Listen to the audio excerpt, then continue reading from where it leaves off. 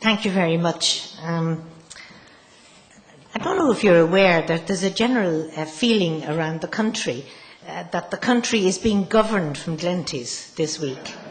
That the whole political class and thinkers generally have decamped to Glenties, and I must say I'm delighted to be among them, even though it's some time since I was in the political class. I'm speaking to the subject that I was asked to speak on this evening, which is, can our political system provide effective government? And some of you may well know that I actually would agree that the answer to that question is no. I'd like to start with a quote. There's been a lot of debate about this recently. I'd like to start with a quote from a man called Brian Lucey, an economist, financial person from Trinity, I think, on Morning Ireland on the 8th of July 2010, which was very recently. And he said, "If we still have these systems in place, failures in management of banks, civil service and government, then we are simply sowing the seeds of the next crisis." And I would agree with him on that. The last time I spoke at the MacGill Summer School, it was a very young summer school, and Joe Mulholland was only getting into his stride really at that time. But as Colin McCarthy mentioned, the country was going through a serious crisis at that time. It had at that time the added burden of considerable violence and serious problems in the north of Ireland. To get back to the economic area, that was one of the many economic slumps that Ireland has so-called enjoyed in modern times. And we can, if we listen and we hear history and we look at what's happening, we can see that each and every one of these crises was either fully caused or seriously exacerbated by our own actions, by the actions of our governments of the time. In recent times, Patrick Honohan, as well as Messrs. Regling and Watson, who have been referred to several times this week, they firmly identified our own government failures as causing the bulk of our current problems. The myth of the Lehman Brothers has been decisively debunked. And if you'll bear with me, I'll quote something from the Sunday Tribune with apologies for unladylike language in it. The editorial in the Sunday Times on the 13th of June, just after the Honohan and Regling and Watson report, it said, that well-known socialist Bertie Ahern has kept his head down since the banking reports were published. He knows who's to blame. In an interview in October, he was very specific. It was the collapse of Lehman Brothers that did the real damage to the Irish economy. Quote, "That decision will, in history, be written as the biggest mistake that the American administration ever made, because Lehman's was a world investment bank. They had testicles everywhere." Sick, that's a quote. There are very many people who have recorded our history of post-war history of slumps. Dan O'Brien calls our record the slump, sore slump, post-war economic history of Ireland. And he's not the only one to have described the staggering process of Irish government. I'm reminded, of course, by one of the things that Joe Mulholland wrote in his very interesting forward to the MacGill Summer School description of this week, that in 2016, Ireland will celebrate the 100th anniversary of the 1916 Rising. And I'm quite sure Joe is already thinking of what is going to happen in MacGill that year. But I wonder, as I contemplated 2016, will the elephant in the room still be ignored? Will the leaders of our country in that year still have been elected under the same outdated system? Will they still have managed to avoid the job which is crying out to be done, which is the abolition of multi-seat proportional representation and its replacement by a modern, efficient system worthy of a good European democracy? Will we still have failed to undertake that reform of the Republic? And I think that the title of this week's discussions and debates, which is Reform of the Republic, is very apt. But let's face it, we can't reform the Republic unless we reform the very essence of how people who govern that Republic get to where they are. The hard part for lawmakers is to reform themselves. You know, it's easy to make laws about new governance of banks, new systems of organising this and that, new regulators, all of that. That's relatively easy for politicians to do. The hard part is for politicians to reform their own systems. And in many ways, you know, if we want to discuss this seriously, I'm not going to go into too much detail here, but we should look back at how on earth did we adopt this system of PR with the added delicacy of STV, single transferable vote. And looking back at how we adopted it, it was in fact adopted really by default.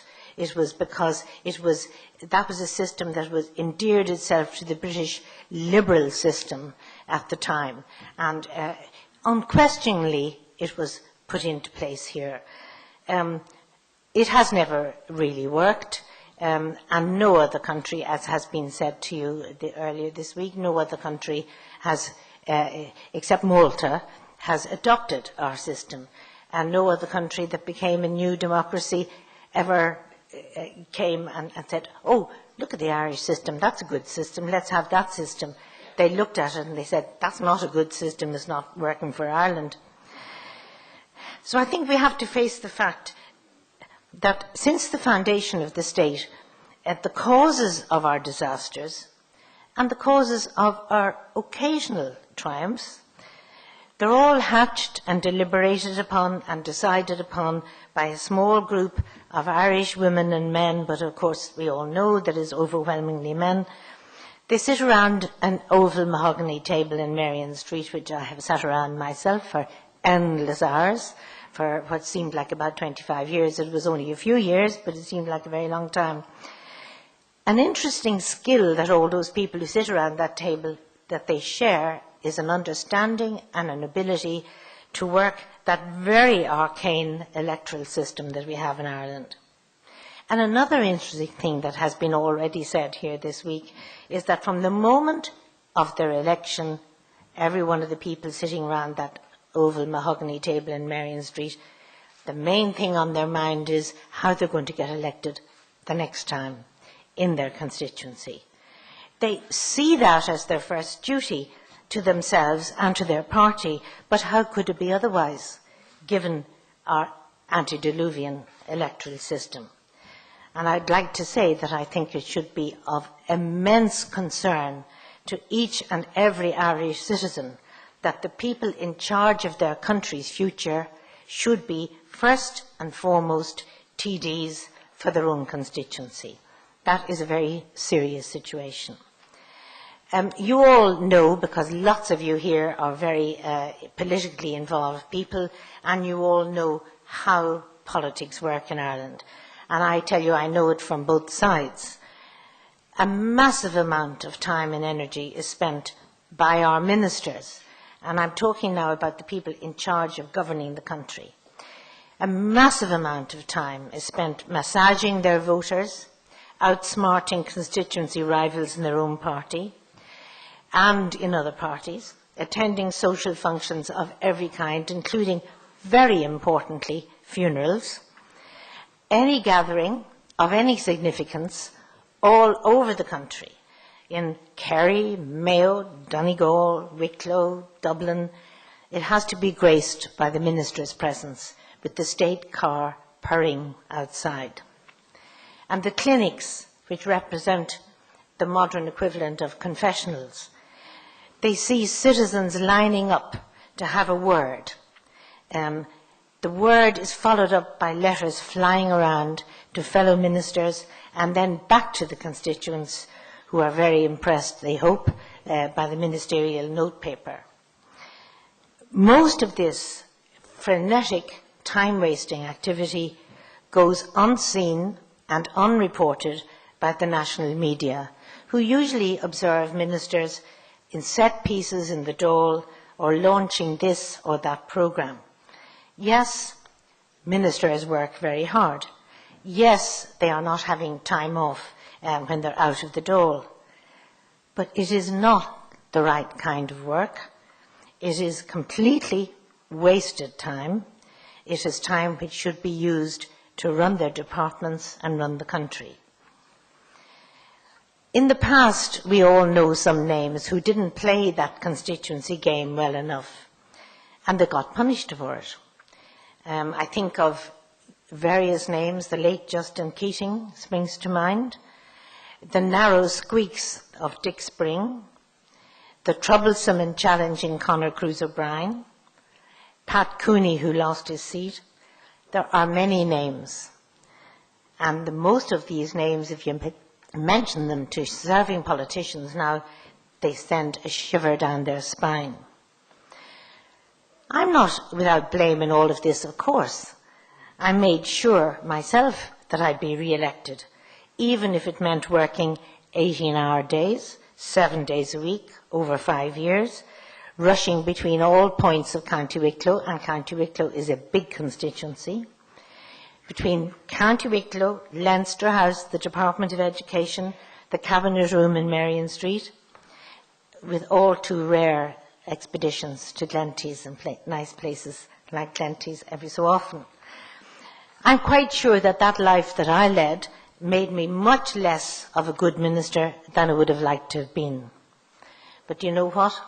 I survived the 1987 government defeat, kept my seat, and retired from politics in my own good time.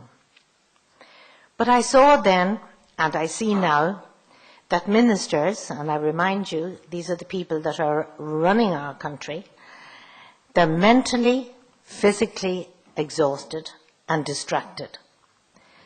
I saw then, and I see now, that the path to ministerial office, which almost always involves local government first, it involves a job to be done at that, simultaneously, which can be done usually part-time, and then into the Dáil, and some years in the Dáil. That background is not equipping our ministers to lead Ireland forward in a complex and newly challenging world. Now, it is my view that Ireland has indeed some competent politicians, and has had over the years some competent politicians. I would include one of them on the platform this evening, Pat Rabbitte, who's looking surprised. I consider Pat Rabbitte to be an extremely competent politician who actually didn't follow that path that I've just described. So I think we are lucky that we have indeed competent politicians, some, but if we have, it is despite, not because of, the current electoral system. And it is now, when times are very tough and they're very rough, we should have a team with energy, skill and dedication to work single-mindedly and full-time on solutions. They need to work in freedom without looking over their shoulder at very well-organised constituency pressure groups or hospital marches. As well as this current crisis in the economic and fiscal scene, we are plagued with other unresolved national deficiencies. And they are truly scandalous. We have a health system which doesn't work. We have disastrous public transport all over the country. We have public water supplies at crisis point. Now, I mean, there are lots of other areas, but this didn't all happen overnight. This happens because of endemic inefficiency and inaction, and is often directly related to issues which are very sensitive to some ministers and their constituencies. And it has been mentioned this week on the media, and I'd like to mention it again. At the moment, there is a very difficult situation, which is the chaos surrounding the 10-year battle to provide the capital city of Dublin with a modern waste disposal system. Despite approval by all the state's bodies and environmental agencies and all the Dublin local authorities, all 4 of them, the waste-to-energy pool-beg incinerator is completely stalled. This is a 10-year thing going on all that time. The site, fully prepared, lies idle. The contract signed lies unfulfilled. While we contravene EU directives, the Minister, a man for whom I have great respect, John Gormley, he delays it by every means at his disposal. And the taxpayer, and that's you and me, is left to wonder, how could this decision be left in the hands of a minister who has a massive conflict of interest, because he is one of 4 TDs in that area who are all against it. He is in a very difficult situation and should not be in that situation. And that is one of the evil results of our multi-seat PR situation. Lots of people have looked at the electoral system. In January this year, we had a seminar in Dublin Castle of an organisation called the Irish Parliamentary Society, which is made up of former members of the Oireachtas. The list of former Taoiseach and ministers, not to mention TDs, who have called for change over the years is impressive, and Gareth Fitzgerald has been here with you this week. By the way, I met Gareth Fitzgerald in the airport as I arrived and he was leaving, and he said, "It's wonderful," he said, "fantastic speakers at MacGill." He was really delighted with what he found here. But all of them, and let me tell you some of the people who have called for reform of the system, but usually after they left politics. Gareth Fitzgerald, Des O'Malley, Charlie Haughey, Albert Reynolds, Michael D. Higgins, many, many more. They know the system and they know it doesn't work.